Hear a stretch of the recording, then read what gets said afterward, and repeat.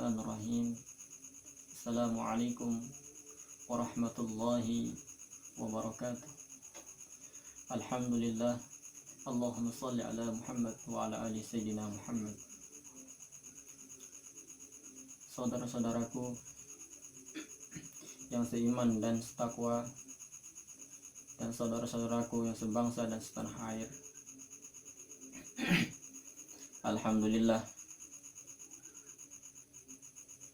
sekarang kita berada di penghujung daripada bulan suci Ramadan,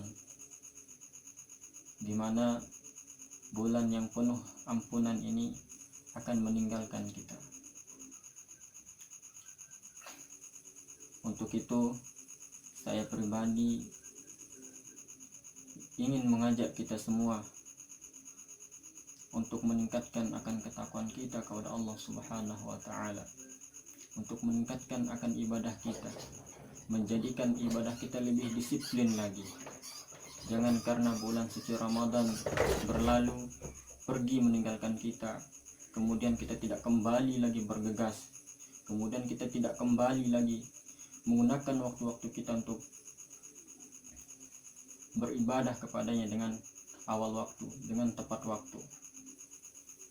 Untuk itu, marilah kita jadikan bulan Ramadan ini menjadi pelajaran buat kita, menjadi barometer buat kita untuk semakin dekat kepadanya.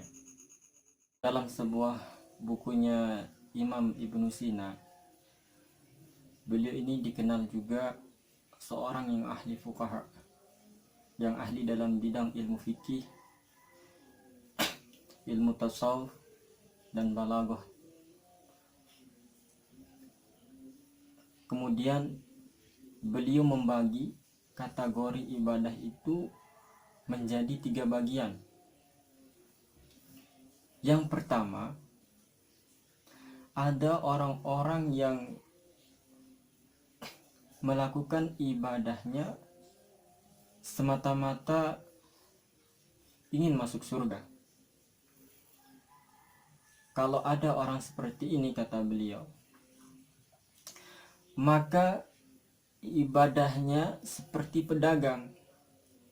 Ibadahnya selalu main hitung-hitungan antara untung dan rugi. Orang yang seperti ini, kata beliau, akan kena penyakit yang namanya sum'ah, riya, ujub, takabur, atau ingin dipuji oleh orang lain. Lalu yang kedua, ada orang-orang yang ibadahnya semata-mata karena rasa takutnya masuk neraka. Orang yang seperti ini, kata beliau, adalah seperti budak, diumpamakan seperti budak. Capek dia ibadah, dia akan terjebak dalam sebuah kegiatan ibadah yang bersifat rutinitas, ritual. Yang penting dia ibadah itu hanya menggugurkan akan kewajibannya saja. Yang ketiga, ada yang melakukan ibadahnya tidak berharap apa-apa. Dia tidak berharap surga, dan dia tidak takut masuk neraka. Dia hanya berharap ridho Allah Subhanahu wa Ta'ala. Bayangkan rukuknya, sujudnya, i'tikafnya di masjid mungkin, tadarusnya, kemudian sedekah-sedekah lainnya. Itu semua diharapkan semata-mata mengharapkan ridha Allah Subhanahu wa Ta'ala, atau disebut dengan hubbun ilaih. Sujudnya dengan cinta, rukuknya dengan cinta, puasanya dengan cinta. Kalau segala sesuatu yang kita kerjakan dengan cinta, tidak berasa apa-apa.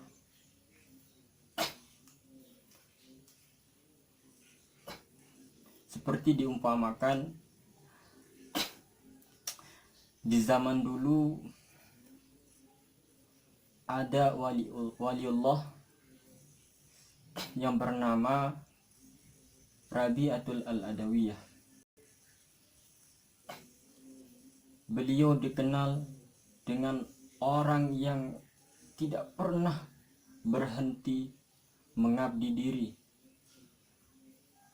untuk terus beribadah kepada Allah Subhanahu wa taala. Bayangkan, di setiap sujudnya selalu basah dengan tetesan air mata. Lidahnya tidak pernah kering karena zikir yang tidak pernah putus-putus kepada Allah Subhanahu wa taala. Dia selalu berdoa, "Ya Allah, kalau saja sujudku, ibadahku semata-mata karena takutku masuk neraka, tolong masukkan aku ke dalam nerakamu yang paling dalam sedalam-dalamnya." Kemudian beliau berdoa, "Kalau sujud dan ibadahku semata-mata karena keinginan masuk surga, tolong kunci pintu surga itu, ya Allah." Nah, itulah ibadahnya semata-mata karena cinta kepada Allah, sehingga Rabi'atul Al-Adawiyah ini ibadah semata-mata mengharapkan ridha Allah Subhanahu wa taala. Kemudian kita berada di bulan suci Ramadan ini. Puasa Ramadan adalah sifatnya sirriyah, rahasia. Hanya diri kita dan Allah yang lebih mengetahui akan ibadah kita. Tidak ada yang boleh mengetahuinya karena bersifat rahasia. Oleh sebab itu, ketika kita beribadah mengabdi kepada Allah Subhanahu wa taala, maka bersifat biasa-biasa sajalah. Lapar itu tidak ada.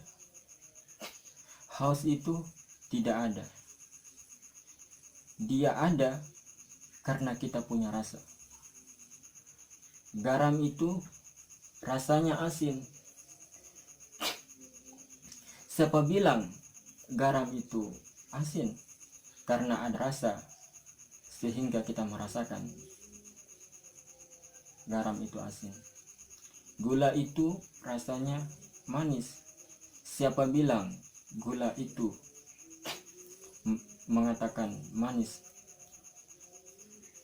Yang mengatakan manis karena ada rasa.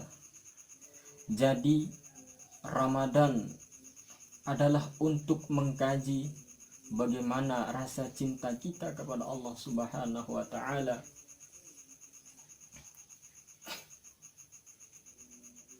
Untuk itu